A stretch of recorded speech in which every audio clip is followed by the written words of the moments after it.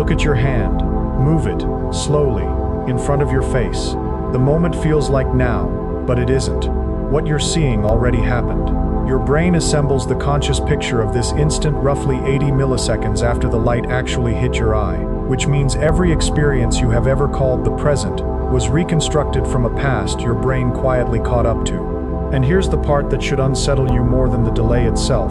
If the delay were the whole story, you'd be perpetually clumsy, always reaching where the ball was and never where it is. You are not. So your brain is doing something stranger than lagging. It's predicting forward to hide the lag from you, and the scene where prediction meets reality is where most of what you think is perception actually lives. How big is 80 milliseconds, really? It's about a third of the time it takes to blink. It's shorter than a single frame at the old cinema standard of 24 frames a second. It is nothing, and it is everything, because it is the exact width of the gap between the world and your knowledge of the world, and that gap never closes. You have spent your entire life a fraction of a second in the past, and you have never once noticed. Why not? Because noticing would require comparing the delayed image to the real one, and you have no access to the real one. There is no undelayed version of you sitting behind your eyes checking the work. The delayed picture is the only picture there is, which raises the first question that runs underneath all of this.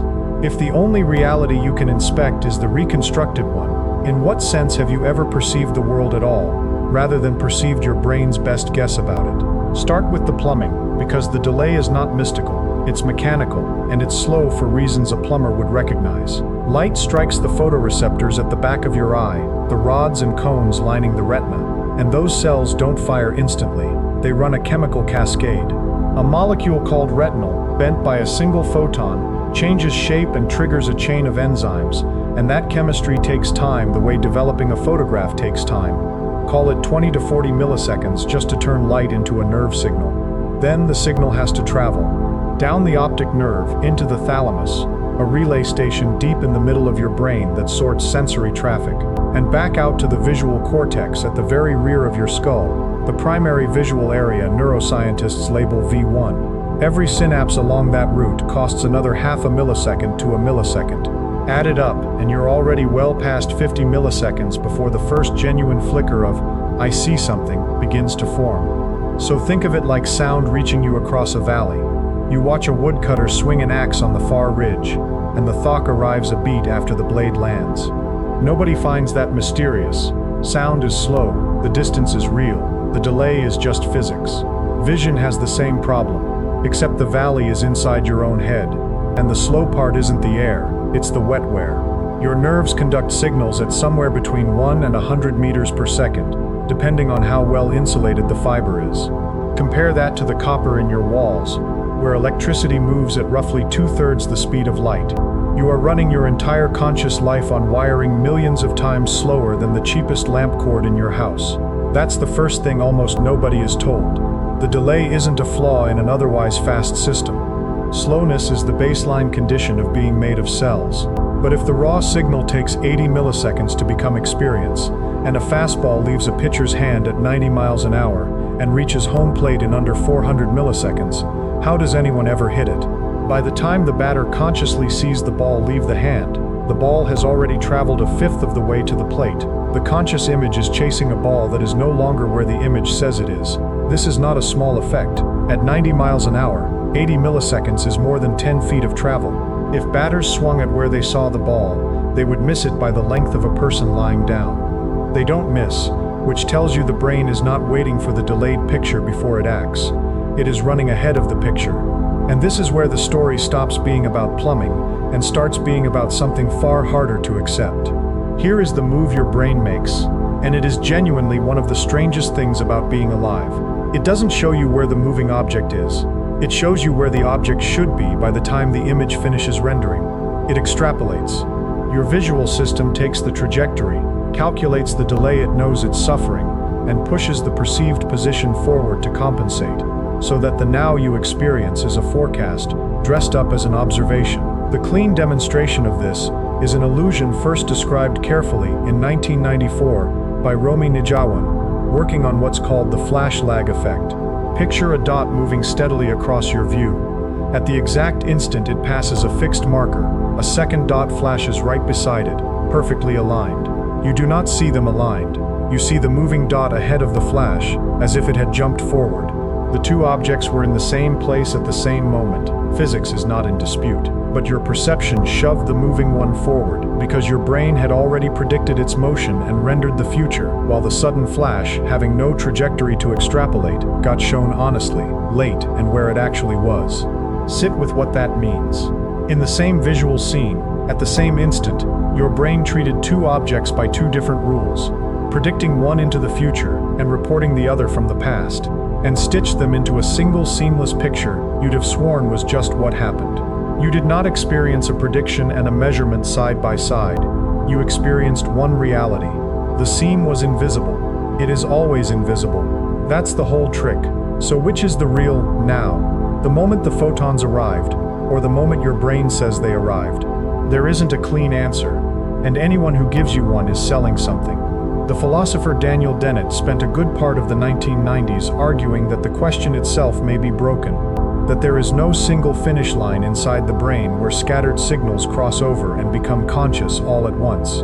He called the popular but wrong picture the Cartesian theater, the idea that somewhere behind your eyes there's a little screen and a little audience of one, watching the show. There is no screen, there is no seat. There are only many parallel processes, each finishing at its own moment, and the sense of a single unified present is something the brain constructs after the fact, editing the timeline the way a film editor cuts around a continuity error you'll never spot in the theater. If you've ever seen a lightning flash and heard the thunder later, and known, without thinking, that they were one event, you already have an intuition for this.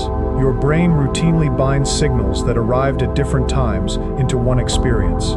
It just usually hides the arithmetic. Thunder is the rare case where the delay is too big to paper over. And that binding problem gets sharper when you bring in sound directly, because sound and light don't even run at the same delay inside you. Neurally, sound is faster to process than vision. The auditory path is shorter and quicker, yet you experience a person's lips and their voice as simultaneous. Someone had to fix that mismatch. Your brain did, silently, with a tolerance window. Within roughly 80 to 100 milliseconds, it will treat a sound and a sight as the same event and glue them together, sliding one in time to meet the other. You've felt this system break exactly once that you can name. A video call where the audio drifts just far enough out of sync that the mouth and the words come apart, and suddenly the person looks dubbed, wrong, almost inhuman. That wrongness is your temporal binding window failing in real time. Nothing changed about the person. What changed is that the lag exceeded the budget your brain keeps for hiding lag. Here's a recognition beat you can test on yourself right now, no equipment. Say a word out loud while looking in a mirror. Your voice and your lips feel perfectly matched. Now recall the last time you heard a recording of your own voice and thought, that's not me. Part of that shock is timing. When you speak, your brain predicts the sound of your own voice a beat before it arrives. It sends a copy of the motor command to the auditory system in advance, a mechanism called efference copy, so the sound feels expected, seamless, yours. A recording arrives with no prediction attached. It lands raw and late, and it feels like a stranger. You are hearing the difference between a predicted signal and an unpredicted one. That difference is a big part of what now is made of. If that just shifted how you think about your own senses, and there's a stranger layer coming, one that touches whether you and now are even separate things. This is the moment to subscribe, because the part of this that unsettled me most is still about 4 minutes away, and it's the reason I couldn't stop thinking about the topic. Now let's go deeper, because so far we've only talked about vision and hearing, the fast senses. What about the sense of you? The sense that there is a self, sitting here, receiving all this, in the present moment. That feeling also has a delay, and its delay is longer and messier than 80 milliseconds. And this is where the ground gets genuinely soft. Consider a set of experiments that have been argued over for 40 years, done by Benjamin Libet at the University of California, San Francisco, starting in the early 1980s. Libet asked people to flick a wrist whenever they felt like it, and to note the exact position of a dot on a clock at the moment they consciously decided to move. Meanwhile, he recorded electrical activity building in their brains, a ramp called the readiness potential. What he found is still thought about in journals today, The brain's ramp toward the movement began measurably before the person reported deciding, on the order of a few hundred milliseconds before, in the original data, though later work has questioned how much of that ramp is truly the decision versus random background noise that happens to cross a threshold. I want to be honest here rather than dramatic. The strong reading, the one that says free will is disproven, is almost certainly overselling what the experiment can show, and many careful researchers think the readiness potential is partly an artifact of how the trials are averaged. The clean version you may have heard, where the brain decides half a second before you do, is tidier than the real evidence. But strip out the overreach and a smaller, sturdier finding remains. Your conscious sense of having just decided is itself a constructed, time-stamped event, and the timestamp does not sit reliably at the front of the process. It can sit somewhere in the middle, backdated to feel like the origin. Backdating. That's the word that matters, and Libet found it somewhere else too, in something quieter, and in some ways more disturbing. When he stimulated the sensory cortex of patients directly during surgery, he found the brain needs up to half a second of continuous activity before a stimulus reaches awareness. Yet people report feeling the touch as though it happened right when the skin was touched, not half a second later. The brain runs the processing late and then stamps the experience with an earlier time, referring it backward to when the signal actually arrived. Your sense of when things happened is not a recording, it's a reconstruction, edited for coherence, and the edits are placed where you will never look. Think of it like a newspaper. The events happen through the day.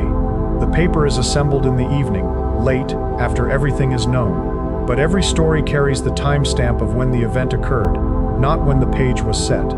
You read the morning edition and experience a coherent, ordered day, never noticing that the entire thing was compiled after the fact, backward, by an editor deciding what happened and when. Your consciousness is the morning edition.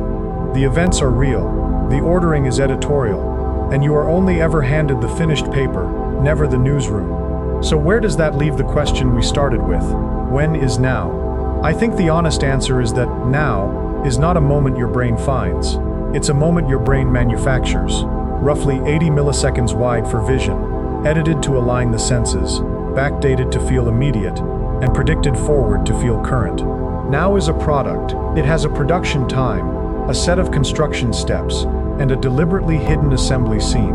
And the reason evolution built it this way is not to deceive you for its own sake. It's that an animal which experienced the true, ragged, delayed, out-of-sync flood of raw signal would be paralyzed by it. Coherence is more useful than accuracy. A slightly fictional present you can act inside beats a perfectly honest present you can only stare at.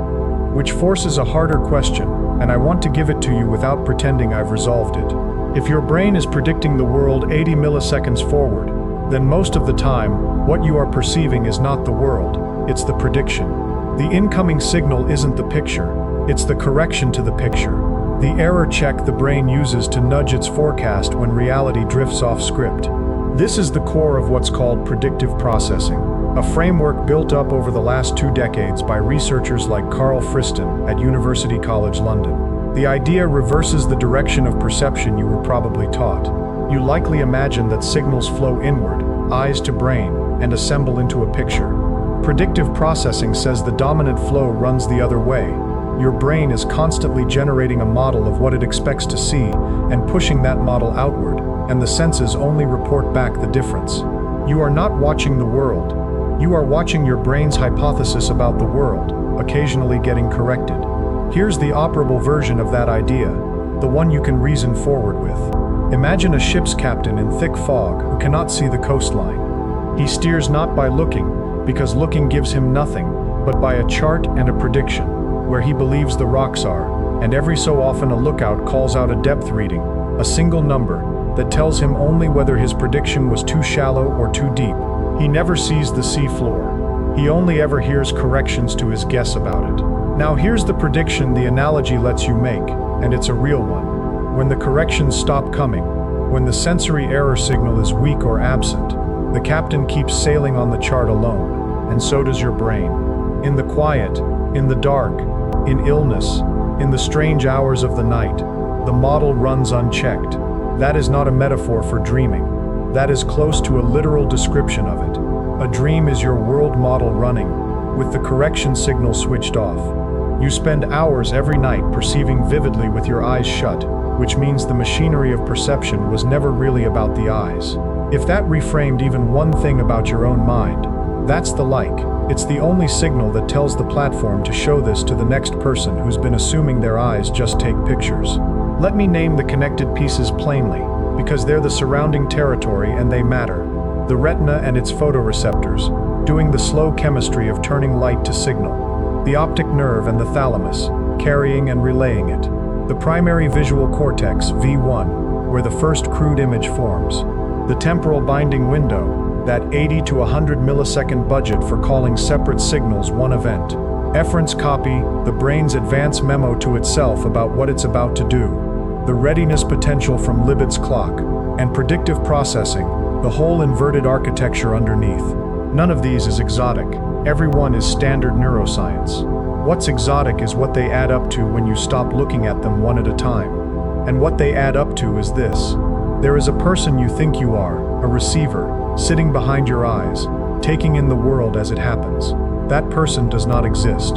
There is no receiver and no live feed.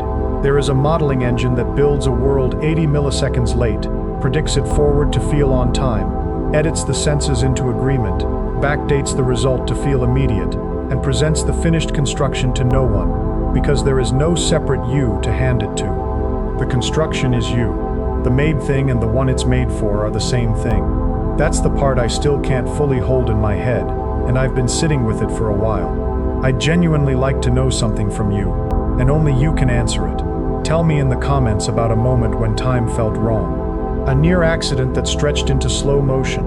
A word that arrived a half beat after the mouth that spoke it. A recording of your own voice that felt like an imposter. I want to read where your own construction slipped and let you see the scene. There's a version of this you can carry to someone else. If you know a person who trusts their own eyes completely, who's certain they saw exactly what happened, who's never once doubted that seeing is the same as knowing, this is worth sending to them, gently, because it's the kindest possible argument for humility about our own certainty. Move your hand again, watch it, it still feels like now. Somewhere between the light and the looking, 80 milliseconds went missing, and your brain filled the gap so smoothly that the gap became your life. You will never catch it happening. That's not a failure of attention. It's the one thing the system was built to keep from you. So the next time you're certain, really certain, that you saw something clearly, hold that certainty a little more loosely. You weren't watching the world. You were watching the only story fast enough to feel like it.